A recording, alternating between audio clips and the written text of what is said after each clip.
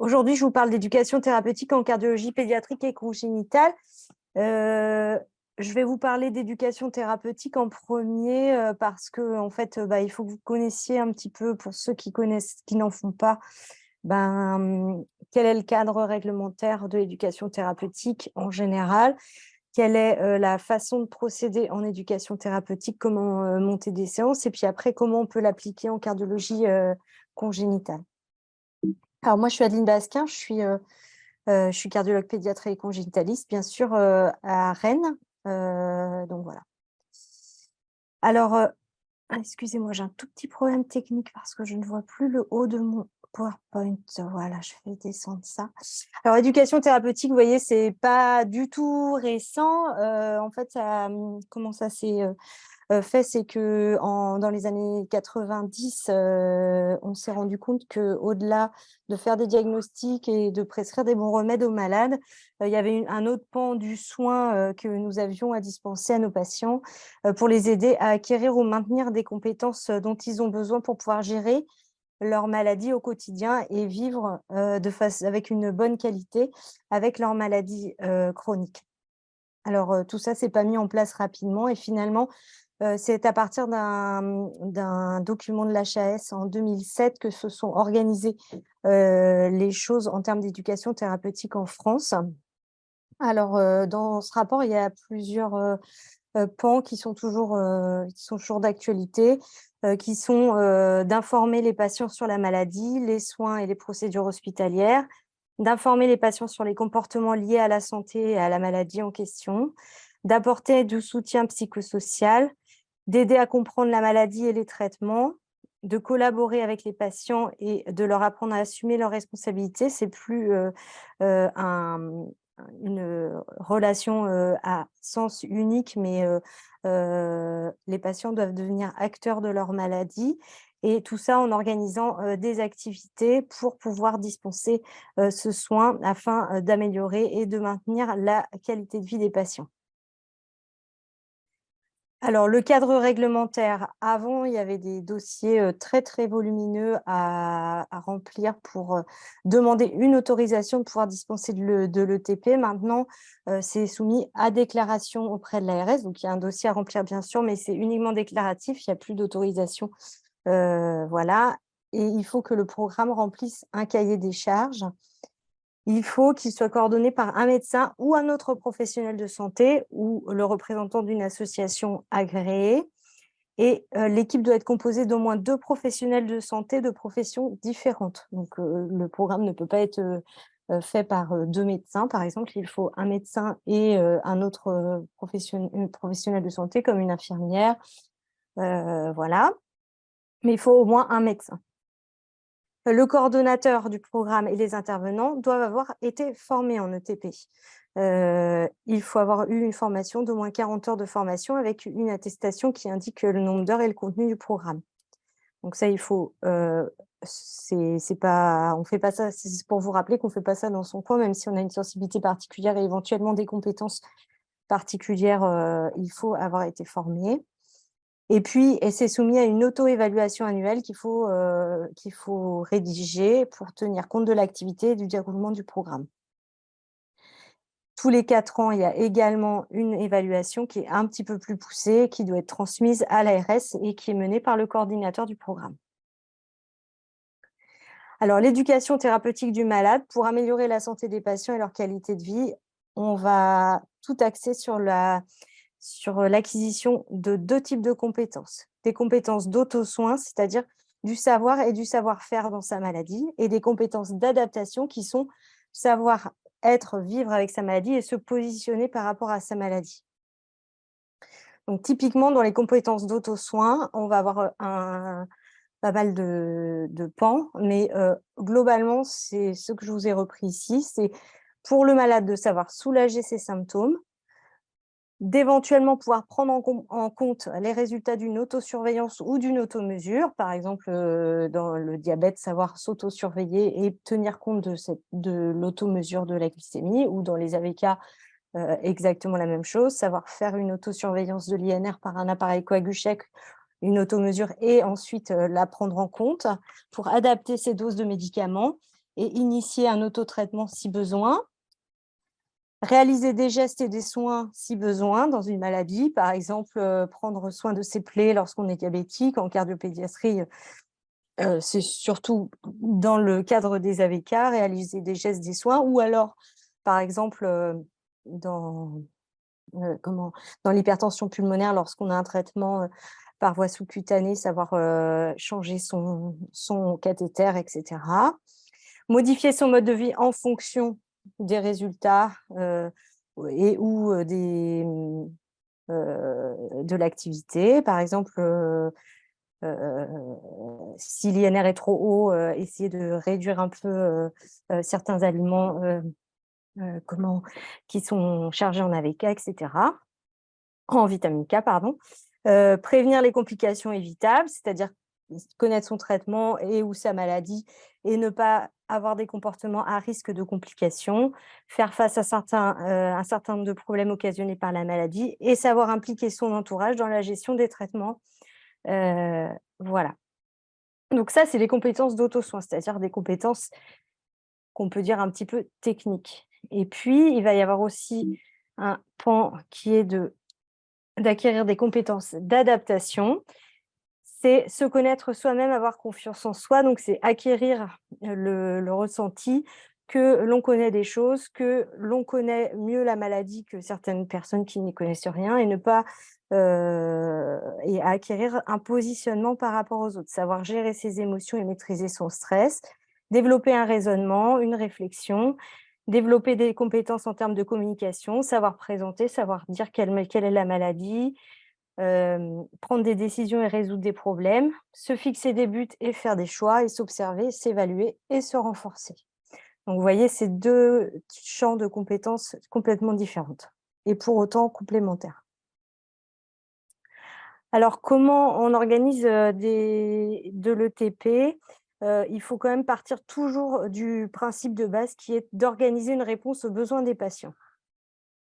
Donc, il faut commencer par les attentes patients parce que des fois, nous, on a l'impression que ce patient-là, ça serait bien qu'il fasse cette telle séance d'éducation parce qu'on a l'impression qu'il n'y connaît rien sur son traitement ou sur etc. Mais lui, ses priorités, ce n'est pas forcément les mêmes que les nôtres. De plus, dans certaines séances, par exemple, si on fait une séance, je vais dire un thème n'importe quoi, sport, nos questions vont pas être, ou le message qu'on va avoir à délivrer, il va falloir que ça cohabite avec les attentes des malades, mais ce n'est pas forcément les mêmes attentes que ce que les patients viennent chercher comme renseignement. Donc, il faut partir par des attentes des malades. Le plus simple, c'est souvent de faire passer un questionnaire ou d'en discuter, de savoir quelles sont les priorités au niveau séance pour les patients. En fonction de ça, on réfléchit, on conçoit une séance et ah mince, excusez-moi. Et on va proposer la séance au patient. Mais ce patient, ce n'est pas parce qu'il a des attentes qu'il va être prêt à faire une séance d'éducation, par exemple. Bah oui, il aimerait bien avoir des renseignements sur ou une séance d'éducation. Il aimerait bien, mais il n'est pas prêt à se confronter au père, à poser ses questions, etc. Donc, il faut attendre, respecter le cheminement du patient et revenir vers lui en fonction de la séance pour savoir si c'est bien corrélé à ses attentes. Ensuite, on ajuste la séance, on la met en œuvre. Et ensuite, une fois que la séance a été mise en œuvre, on fait une évaluation de cette séance. En fonction de l'évaluation, on va réajuster pour la prochaine séance. On ne fera pas forcément les choses de la même manière parce qu'on n'avait pas vu que ça allait poser des questions, ça allait générer des angoisses ou pas, ou que finalement, nous, la façon qu'on a eu de présenter les choses n'était pas forcément adaptée aux patients. Donc, l'idée, c'est toujours de faire une boucle et de revenir toujours au point de départ en s'évaluant et en réajustant. Alors, dans la démarche, la première chose à faire, c'est élaborer un diagnostic éducatif. Connaître le patient, donc identifier ses besoins, ses attentes et sa réceptivité à la proposition d'ETP. Même si nous, encore une fois, on pense qu'une séance d'ETP, ça lui ferait le plus grand bien parce qu'on a l'impression que là, il n'y a rien, enfin, il y a des choses qui ne vont pas. Ce n'est pas pour ça que lui va la faire et que lui a les mêmes besoins et les mêmes attentes que nous. Il faut appréhender les différents aspects de la vie du patient, de sa personnalité, de ses potentialités, de ses demandes et ses projets. Tout le monde n'a pas les mêmes non plus capacités et le même rythme que les autres. Donc, il faut respecter le tempo de chacun, les projets de chacun, etc. Appréhender la manière de réagir des patients à sa situation, évaluer ses ressources personnelles, sociales aussi, parce qu'il y en a qui sont plus ou moins entourés et de façon plus ou moins efficace. J'entends qu'il y en a certains, par exemple, leurs parents ne sont pas des ressources faciles pour eux ou au contraire sont trop présents, enfin, etc. Évaluer l'environnement et à l'issue de ça, faire un bilan éducatif partagé en identifiant les priorités du patient. Et puis nous, on peut avoir quelques priorités aussi. On se met d'accord, on fait des compromis donc on fait un bilan éducatif partagé. Ensuite, on formule avec les patients donc les compétences qu'ils vont essayer d'acquérir au cours de l'éducation thérapeutique, en négociant, nous, les compétences qu'on aimerait bien qu'il acquiert et lui, les siennes en fonction de ses priorités et communiquer clairement ces priorités aux patients et aux professionnels qui vont être impliqués dans la prise en charge. Ensuite, on prépare et on réalise les séances. Donc, on sélectionne les contenus à proposer quand on va préparer la séance, les méthodes et les techniques participatives d'apprentissage. Donc, en fonction du thème du thème qu'on va aborder, on utilisera plus ou moins certains outils. On verra ça tout à l'heure. On va définir modalité de réalisation. Est-ce que ça va être une séance individuelle? Est-ce que ça se prête mieux à une séance collective?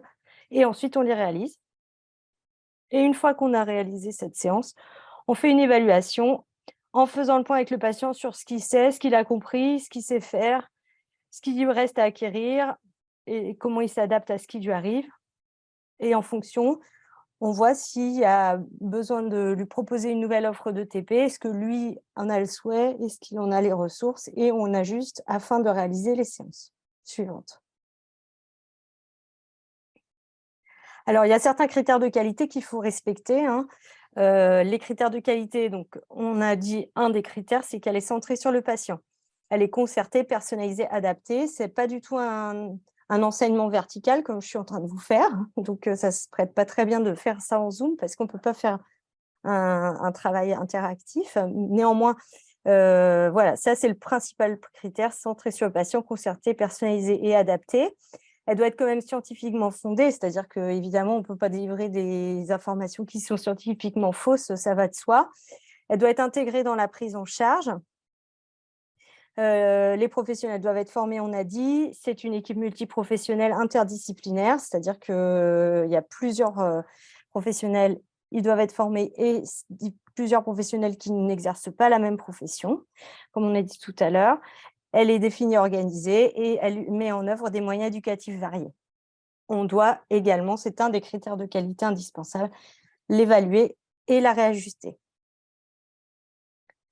Alors, pour faire ces séances, on utilise des techniques de communication qui sont centrées sur le malade. C'est ça qu'on apprend lorsqu'on fait une formation d'éducation thérapeutique. On apprend à organiser des séances collectives ou individuelles en alternance. Ce n'est pas du tout la même façon de fonctionner. On doit la rendre accessible à une variété de publics. Ce n'est pas toujours les mêmes qui doivent pouvoir faire les séances. On utilise des techniques variées. Ce n'est pas toujours la même technique non plus qu'on utilise. Le processus d'apprentissage, comme je vous l'ai dit tout à l'heure, il doit être actif. Ça n'est pas de délivrer de l'information verticale qu'on doit, comme on a l'habitude à l'école, hein, dans notre système éducatif français classique. Hein, c'est un processus qui va être actif et interactif. Et puis, bien sûr, il y aura un lien, il faut permettre un lien entre le contenu et l'expérience personnelle. Si on est en train de parler de quelque chose qui ne parle pas du tout au patient, ça n'a aucun sens pour lui et donc ça n'a aucune efficacité. Alors, vous pouvez avoir des renseignements, je vous ai mis ça, hein, avant d'aller plus loin et de de préciser sur l'éducation thérapeutique en cardiologie congénitale plus précisément, vous pouvez vous rendre sur ce site etpmaladiesrares.com pour avoir des renseignements et voir les programmes d'éducation thérapeutique qui aujourd'hui sont en cours en France. Alors, ETP, cardiopathie congénitale, la cardiologie congénitale, c'est typiquement le terrain de jeu idéal pour l'éducation thérapeutique. Parce qu'il n'y a que l'imagination qui est notre limite. On a des malformations extrêmement multiples. Donc, vous pouvez faire des séances d'éducation thérapeutique par malformation, et là, ça se multiplie à l'infini. Il y a des chirurgies qui sont complètement diverses, qui sont très, très nombreuses. Donc, si on veut faire des séances d'éducation sur telle chirurgie, voilà. Et puis après, on a de multiples pathologies, multiples personnes, multiples traitements. Donc, on est encore une fois à l'infini pour pouvoir imaginer l'éducation thérapeutique en cardiologie congénitale. On a un public qui est hyper varié en termes d'âge. On a les enfants, et avec les chirurgies qui sont devenues performantes, maintenant les adultes. Et entre les enfants et les adultes, on a toute la palette de l'adolescence. On a un public varié en termes de problématiques, puisqu'en fait, les problématiques des enfants qui sont, en fait, pour les jeunes enfants, les problématiques des parents de ces enfants. On a les adultes congénitaux qui n'ont plus du tout les mêmes problématiques que les enfants congénitaux. Et puis au milieu, on a toutes les problématiques de l'adolescence en général qui se surajoutent aux problématiques de l'adolescent malade et de l'adolescent cardiopathe congénital. C'est pour ça qu'on a bien sûr tout de suite identifié qu'un des programmes qui allait être très important, mais ça c'est pour toutes les maladies chroniques de l'enfant d'ailleurs, ce sont les programmes de transition, c'est-à-dire comment on fait pour devenir un enfant puis un adolescent avec une maladie cardiaque, une maladie chronique, et qu'on devient un adulte avec une maladie chronique, comment on s'approprie sa maladie, comment on devient responsable, comment toutes ces compétences d'adaptation, et puis aussi la transition pour les parents de devenir des parents d'enfants congénitaux, d'enfants malades, qui vont devenir des parents d'adultes malades, et comment on se sent dépossédé de cette charge et cette responsabilité de la maladie. Donc ça, effectivement, ça se prête très, très bien à l'éducation thérapeutique. Et puis chez l'adulte, après, on refait le tour, parce qu'après, quand on est adulte congénital, on peut devenir enceinte, et après, on a d'autres problématiques par rapport à ceux des enfants et des adolescents. Donc, vous voyez, les pathologies sont extrêmement nombreuses et variées. Les chirurgies sont très, très nombreuses également. Les publics sont très nombreux, donc on peut tout faire. Alors, qu'est-ce qu'on peut faire? On peut faire des séances par malformation. On peut faire des séances avec des patients qui ont tous un fallo, tous un cœur univentriculaire, ou tous une cardiopathie hypertrophique, etc. On peut faire des séances par pathologie. On peut faire des séances troubles du rythme, mais là, on peut avoir des patients fallo, on peut avoir des patients cardiopathie hypertrophique, on peut avoir d'autres patients. On peut faire des séances insuffisance cardiaque, ça peut regrouper des patients adultes, des patients enfants, des patients... On peut faire les valves. On peut faire des séances sur les traitements, tous ceux qui ont les AVK, ceux qui ont les traitements de l'HTAP, ceux qui ont des pacemakers. On peut faire des séances sur les phases de vie.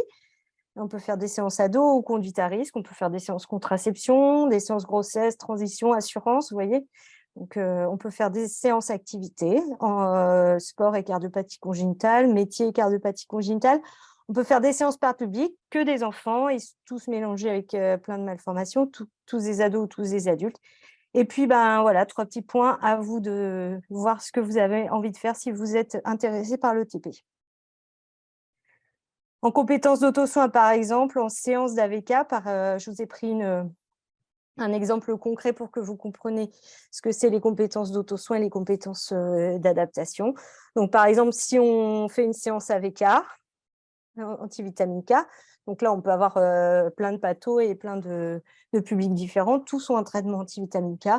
Les compétences d'auto-soin qu'on va pouvoir chercher à développer et à travailler, c'est connaître son traitement, son mécanisme d'action, son indication, savoir faire une automesure, savoir prendre en compte les résultats de l'automesure, savoir appeler en fonction du résultat, est-ce que le résultat est dans la fourchette ou pas, et en fonction de si le résultat est dans la fourchette ou pas, qui j'appelle, quand j'appelle, etc. Savoir adapter les doses de médicaments pour ceux qui ont fait le plus d'éducation thérapeutique en fonction du taux d'INR. Si mon taux est haut, je réduis un petit peu ma dose de médicaments. Si mon taux est bas, je sais initier un autotraitement, je sais quelle dose de Lovenox je dois prendre, je vais le prendre et je sais même me le faire pour ceux qui sont le plus avancés en éducation thérapeutique. Ajuster son mode de vie, comme je vous disais tout à l'heure, en fonction du traitement. Si je fais une cure de légumes, verre de choux, etc., ce qui est peu probable chez les enfants et les adolescents, mais enfin bon, admettons, je dois contrôler mon INR pour être sûr qu'il ne va pas être changé de dose, il ne va pas fluctuer plutôt, excusez-moi. Savoir prévenir les complications évitables. Je sais que je ne dois pas prendre de l'aspirine à forte dose ou des anti-inflammatoires. Je sais que si je suis malade et que je prends de l'Augmentin, mon taux peut fluctuer, il faut que je fasse une mesure. Et puis, j'essaye de ne pas faire des sports à risque de blessure parce que si je tombe, je vais me faire très mal et je vais beaucoup saigner. Impliquer son entourage dans la gestion des traitements. Donc, j'ai dit je le sais, mais en fait, en pratique, chez les petits, ce n'est pas eux qui savent, c'est les parents. Enfin, ils savent beaucoup de choses, hein, mais il faut impliquer les parents aussi, voir les grands-parents si le mode de garde est plus fait par les grands-parents, enfin l'entourage, voilà. Avoir des compétences d'adaptation, c'est comment je vais gérer le fait, est-ce que si j'ai un INR à 4, je vais me mettre à paniquer? Est-ce que développer un raisonnement, une réflexion, c'est tout ce qui va aider à se sentir au mieux avec sa maladie. Les outils thérapeutiques, il y en a beaucoup, beaucoup, hein, je vous en ai mis quelques-uns. Ceux qui marchent bien, ce qui marche très bien, c'est brainstorming, c'est-à-dire, on commence par faire un tour et puis on dit, est-ce que vous pouvez prendre 2 post-it chacun et puis vous marquez un mot par papier sur ce que ça vous évoque, votre maladie ou je ne sais pas. Et après, on classe au tableau en fonction de ce que les gens ont répondu. On essaye, nous, de regrouper en forme de thème et ensuite on dit qu'est-ce qu'un tel a dit ça, qu'est-ce que ça vous évoque, est-ce qu'il y en a qui sont d'accord, pas d'accord, et ça commence à ouvrir la discussion. On peut aussi, si on fait un travail sur le corps humain, donner des post-it et savoir les positionner sur un dessin, comme c'est sur la photo ici. On peut faire des jeux de cartes, des jeux d'émotions. Choisis la carte qui correspond le mieux à ce que tu sens aujourd'hui. Alors, je suis amoureux. On choisit la carte. Là, moi, je me sens pas bien. Tu te sens pas bien aujourd'hui. Ou enfin, des jeux de cartes pour les émotions, pour autre chose. Faire de jeux de rôle, ça, chez les moyens, ça marche bien, hein. On peut dire, moi, toi, tu fais le médecin et puis l'autre, le patient. Enfin, c'est très rigolo et très ludique. Et voilà. Savoir faire les ateliers de pilulier pour ceux qui ont des traitements. Et puis, les jeux de plateau, le jeu éducatif qui avait été fait à Necker par Fanny. C'est un jeu de plateau avec des questions et il y a plusieurs réponses possibles. Alors, il y a un qui pose la question, l'autre qui répond et puis on avance. Donc, vous voyez, je ne sais pas si elle est arrivée, mais elle pourra vous en parler aussi bien que moi, voire mieux. Il y a plusieurs panels de questions. Vous avez pour la séance avec A. Oui, vas-y, Fanny. Je bois tes paroles, docteur Basquin. C'est vrai, c'est formidable. À tout à l'heure. Tant que tu t'endors pas, pendant que je parle, ça va. Jamais, jamais. Voilà, c'est un jeu comme un plateau de jeu de loi et puis on pose des questions-réponses et puis chacun cède. Et puis ça marche très bien aussi en mélangeant les petits et les grands, voilà, et les grands aidant les petits. Ça, c'est très, très sympa. Alors voilà, vous voyez le jeu là qui est là. Donc vous tirez c'est un jeu de plateau. Vous avez les parents, les enfants, les grands, les petits qui jouent tous ensemble. Et puis, vous voyez l'enfant, je ne sais pas si vous voyez ma flèche d'ailleurs, mais l'enfant qui est tout en bas à droite, là, qui a l'air très heureux de jouer et d'être avec les autres, qui est un patient très grave. Donc, tu me disais, Fanny, que voilà, il avait de l'hypertension pulmonaire, il avait une valve mécanique et puis il vient d'avoir sa revalvulation pulmonaire et 13 ans plus tard, il est encore là, il va bien et il a l'air heureux de refaire la même photo et je pense que tu es contente de te dire que, ben, malgré tout ce qu'il y a et ben, l'éducation thérapeutique l'a sûrement aidé, en partie à vivre sa vie, d'adolescent, avec sa maladie, somme toute, grave, mais qui a l'air, d'aller bien quand même. Mmh. Ouais, éducation thérapeutique, on va laisser un peu de temps à la discussion. Je vois que j'ai été très vite, je ne sais pas pourquoi. J'étais au pas de course, je me disais que j'avais beaucoup de choses à vous dire. L'éducation thérapeutique du patient, bah, comme vous avez compris, quand on est passionné, c'est sans fin. On peut inventer tout ce qu'on veut. On a en cardiologie congénitale, en plus, de multiples pathos, des multiples publics, des multiples attentes. On n'a jamais fini. Il faut bien évaluer les besoins des patients parce que nous, on est intéressés à: «Ouais, je ferais bien cette, séance d'éducation sur ça» et puis en fait, ça intéresse personne que nous. Alors après, ça ne veut pas dire qu'on ne peut pas la faire, mais il faut repartir des besoins des patients et puis la transformer pour, voilà. Choisir des thèmes, des formes, des outils. Donc, c'est intéressant aussi de se dire à chaque fois, ben, qu'est-ce que je pourrais utiliser comme outil? Qu'est-ce qui se prête mieux à faire, cette séance et cetera. C'est pour ça que c'est hyper intéressant aussi de travailler en équipe parce que des fois, nous, on est un petit peu formatés, les docteurs et puis on a un petit peu une vue qui est assez uniformisée et que c'est bien aussi, de voir, ben, avec les formations, notamment certaines infirmières qui ont eu des formations, enfin, moi, m'ouvre l'esprit, très, très souvent sur des choses auxquelles je n'aurais pas du tout pensé qui sont, enfin, l'échange en tout cas est formidable. Proposer des patients ensuite, une fois qu'on a fait tout ça, qu'on a réfléchi, qu'on a bouillonné, qu'on a sorti quelque chose, on propose le programme aux patients. Heu, on réalise les séances, on évalue, on réévalue, on réajuste. Pour ça, il faut se former, il faut travailler en équipe, il faut une multidisciplinarité, oh bah, je vais pas y arriver, multidisciplinarité. Et puis il faut pas oublier, malgré tout, le côté le plus rébarbatif, mais il faut bien organiser les choses, déclarer et renvoyer toutes ces, évaluations à l'ARS. Voilà ce que je voulais vous dire dans le fond. Je ne sais pas si tu avais des commentaires, Fanny, ou si vous avez des questions? Ça laisse tout le monde pour toi, tout le monde a J'ai personne. réactivé mon micro. Ben, on va attendre voir s'il y a des questions. Dans le chat, il y a des choses. Je ne sais pas si vous pouvez activer vos micros, mais est-ce que vous avez déjà eu des expériences d'éducation thérapeutique? Est-ce que ça vous parle, ce qu'on vous dit?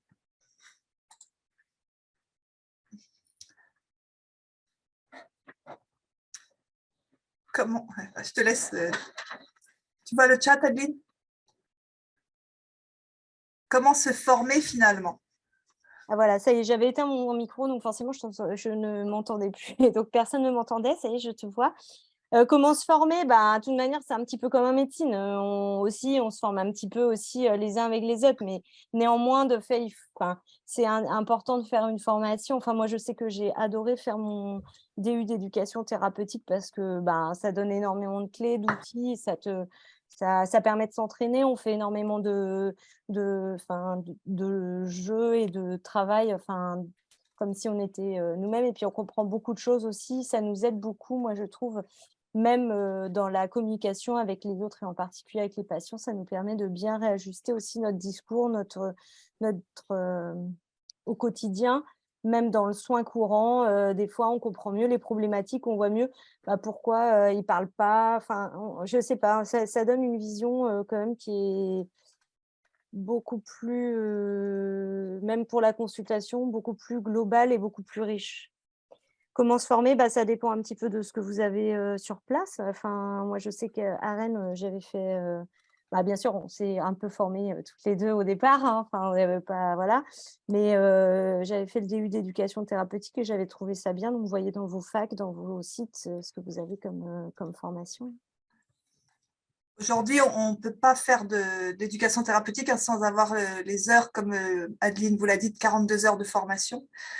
Donc, moi aussi, j'ai eu initialement un DU d'éducation thérapeutique qui est bien. Et après, le terrain, c'est bien sûr le meilleur endroit pour apprendre. Il y a aussi des formations par une structure qui s'appelle l'IPSEM, qui sont des formations faites par des professionnels de l'éducation thérapeutique. Vous verrez que si vous faites DU, c'est souvent des médecins qui interviennent et qui racontent leur expérience d'éducation thérapeutique. Et dans les formations un peu plus pratique.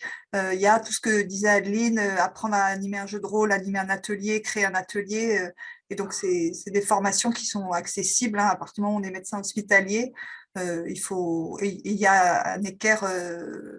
Donc pour ceux qui ne sont pas de l'équerre, il y a Cécile Godot, qui est une médecin responsable de l'éducation thérapeutique, qui peut être contactée et pour savoir s'il y a des contacts dans vos hôpitaux si vous ne les trouvez pas. Mais en tout cas, c'est pour celle de l'IPSEM, là, c'est 2 journées de formation à 3 reprises, tous les 2-3 mois. Donc, c'est des choses qui sont tout à fait, on va dire, possibles avec une activité clinique, quoi. C'est pas des semaines d'absence. Et donc, en tout cas, moi, j'ai fait cette formation 10 ans après avoir fait de l'éducation thérapeutique de terrain. Et ça m'a aussi beaucoup réappris de choses. Il y a un gros congrès là, qui se prépare pour le 6 octobre à Cardiogène, qui aura lieu donc à Paris, où on va justement parler d'éducation thérapeutique. Il y aura des médecins, des soignants, des familles, des associations. Et donc ça, vous pouvez contacter Anne-Cécile Granger si vous voulez avoir une journée de découverte sur l'éducation thérapeutique. Et on fera parler aussi des chercheurs en sciences de l'éducation avec qui moi j'ai travaillé pendant 5 ans. Donc voilà, pour ceux qui veulent rentrer en immersion, je pense que c'est vraiment quelque chose qui, comme vous l'avez vu sur Adeline, nous a changé. Enfin, on était déjà, je pense, un peu prédisposés à ce rapport-là avec le patient. C'est clair que ça prend du temps, mais c'est un temps gagné énorme après parce que vos patients, ils ont une autonomie et qui fait que quand ils vous appellent, ce qui est très rare, c'est parce qu'il y a quelque chose qui se passe et donc c'est une espèce de sécurité. Et quand vous avez goûté à ça et que vous voyez vos patients évoluer sereinement face à des maladies aussi graves, je pense qu'il y a vraiment un vrai intérêt à mettre ça dans sa pratique. Donc soit c'est un peu on l'a en soi et on va dire que c'est relativement passif, soit c'est quelque chose qui vous intéresse mais que vous ne savez pas comment vous y prendre. Et bien ça, les formations, elles vont vraiment vous montrer ça. Et donc le 6 octobre, là, je vais vous mettre sur ma dernière diapositive le contact.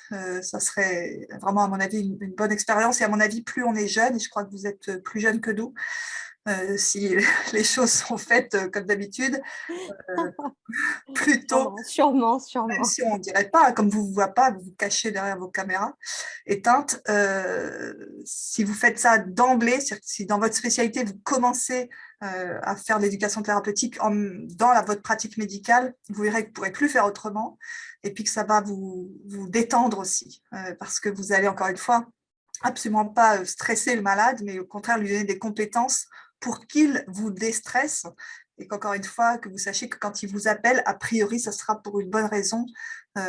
Et plus on est éduqué, au final, je dirais moins on appelle, mais plus on appelle pour les bonnes choses. Donc, c'est vraiment quelque chose qu'il Et faut. moins on a de complications quand Ah même, oui. hein, globalement, Ouais, pour ouais. être honnête. C'est vrai que on a eu très peu de complications. Alors, les complications, c'est sur des AVK, quand ça arrive, ça peut être très grave, hein. Donc Ouais. plus ça va, je trouve, moins on en a, enfin, Oui, oui. moins on en a eu, hein. Et donc, le chat nous dit, donc on va être stressé quand il vous appelle. Non, on va pas être stressé. Connaître le symptôme, c'est juste que vous allez faire On va venir le voir le plus vite, malade. voilà, Voilà. Ouais. Et que vous saurez que. Et puis, si, pour le coup, il vient parce qu'il a un symptôme et que quand vous le voyez, il n'en a pas, ça sera une expérience d'éducation. C'est-à-dire que vous direz, bah, tout compte fait, vous voyez, cette fois-ci, ça n'est pas. Et là, je vois que vous dites que c'est de l'humour, mais je dis ça, il y a beaucoup de gens qui prennent pas le temps d'expliquer les choses.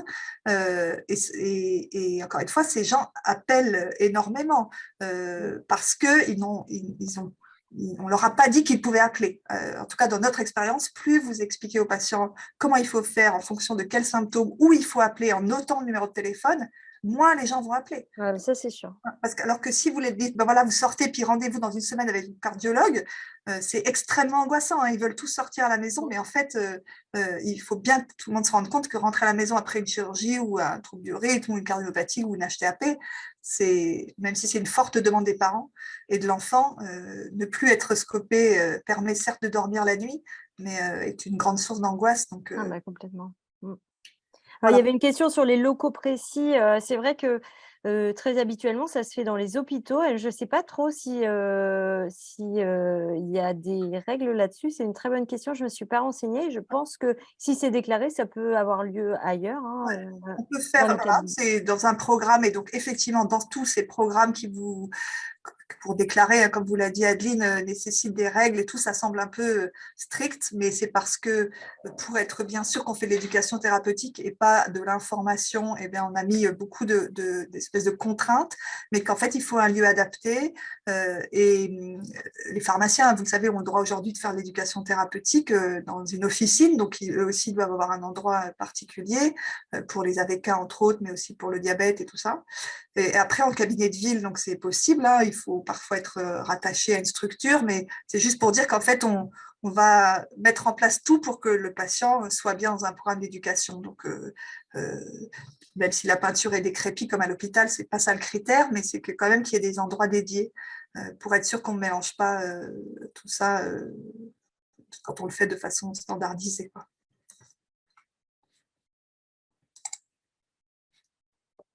Ça vous va? Merci, d'accord. Est-ce qu'il y en a d'autres qui ont des questions? Est-ce que vous voulez d'autres informations? C'est marrant, l'année dernière, j'avais mis 1 heure à dire tout ça, alors j'avais beaucoup plus de choses à dire, je sais pas, c'est bizarre.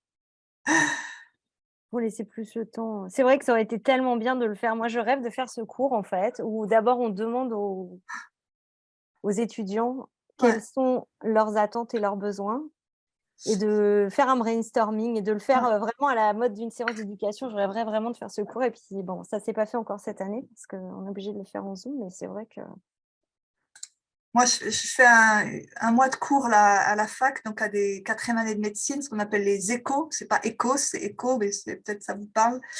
Et donc, tous les mercredis pendant 5 semaines. Et donc, j'ai 40 étudiants en médecine. Et donc, je fais le post-it, là, comme Adeline vous a ouais. dit. C'est-à-dire que je leur donne un post-it et je leur demande pourquoi ils sont venus, pourquoi ils sont inscrits à ce truc-là, en sachant qu'il y a plein d'autres formations. Et en fait, le premier cours, c'est que de débriefer ça. Et globalement, donc il y a un peu de tout. Il y a des gens qui font de l'humour, comme notre ami François, là, en disant c'était mon 42e choix, mais j'ai pris ça parce qu'il n'y avait rien d'autre. Et je trouve que c'est pas anodin d'écrire ça, mais surtout beaucoup qui disent qu'ils ne savent pas rentrer en relation avec leurs patients, ils sentent qu'ils ont une formation très technique, mais qu'ils ont encore du mal à prendre le contact et qu'ils aimeraient apprendre, en fait, ce qu'ils écrivent, hein, l'humanité. Et donc, ça me fait à chaque fois réfléchir, hein. Je me dis, ben, effectivement, les gens qui s'inscrivent à ce genre de formation, c'est probablement ceux qui sont conscients que d'être un technicien, et même un très bon technicien, c'est important.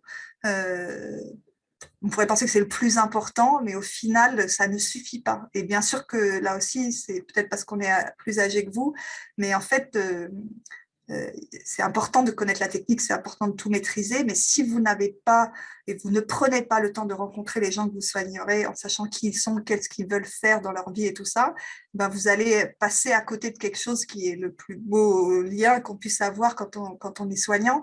Et donc, faites l'expérience, quoi. Asseyez-vous à côté de votre patient et en disant alors aujourd'hui comment vous vous sentez, comment vous percevez les choses, qu'est-ce que vous avez compris de cette maladie, quel est le projet qu'on a évoqué avec vous, et vous allez voir que leur vision est souvent très éloignée de ce qu'on a pensé leur avoir dit, mais qu'une fois que vous aurez compris qui ils sont, ce qu'ils veulent et tout ça, eh bien, ça va être beaucoup plus simple et un peu comme je vous disais, beaucoup plus sécurisé en fait pour eux et pour vous.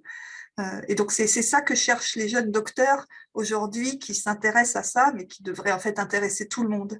Et en fait, si vous êtes un peu moins bon technicien, mais très bon dans votre relation avec le patient, vous allez devenir, entre guillemets, meilleur technicien parce que vous allez réussir à percevoir ce qui se passe et être moins stressé d'expliquer tout dans le détail. Il n'est pas question de rentrer dans les détails de tout, il est dans les questions de savoir qui on soigne et qu'est-ce qu'il attend de tout ça. Donc, c'est vraiment quelque chose qui semble une évidence dans un parcours de médecin ou d'infirmière soignante, mais c'est pas si évident que ça, en tout cas, et c'est pour ça qu'on trouvait que ce cours vous avez vu, des bases très théoriques aussi et des règles, et on ne peut pas faire l'éducation sans être formé, et on peut avoir une amende et tout ça. Ça peut sembler un peu risible, mais c'est parce que ça nécessite de bien le faire, quoi. Et ça, bien sûr que s'il y en a qui veulent venir voir des journées d'éducation thérapeutique, des séances, ben c'est ça qui vous montrera que le terrain est quand même le meilleur endroit pour se former, une fois qu'on a compris un peu comment ça marche dans la tête des patients qu'on soigne, quoi. Et je crois qu'en fait, notre formation de médecin devrait être exactement vue comme comme ce qu'on envisage en éducation thérapeutique, c'est-à-dire avoir des compétences techniques et avoir des compétences de savoir-être et de savoir-faire, quoi. Et c'est vrai que ça, bah, il y en a qui ont plus de facilité que d'autres, et puis il y en a qui ont vécu d'autres enfin voilà, je suis complètement d'accord avec le commentaire qui dit: «Ça serait bien d'avoir des formations pratiques et de mieux savoir, trouver les mots». Alors je crois que ça change un peu dans les études de médecine, hein. Je crois qu'il y a un petit peu plus de formation de savoir, être et de communication, mais ça paraît tellement hallucinant que ça soit pas du tout, hem, un des grands pans de notre formation.